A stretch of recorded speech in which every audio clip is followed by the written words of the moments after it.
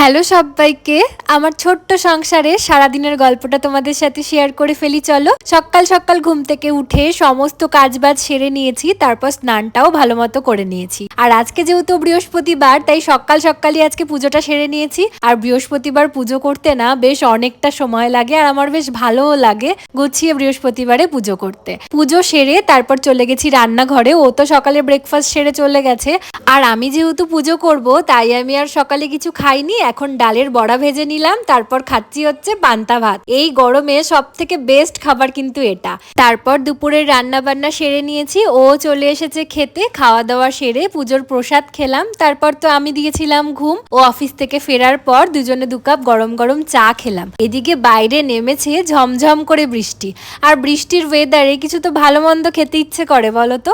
তাই জন্য বানিয়ে নিয়েছিলাম ঘুগনি আর পরোটা। খাওয়া দাওয়া সেরে আজকের দিনটা এভাবেই শেষ করলাম। চলো বাই।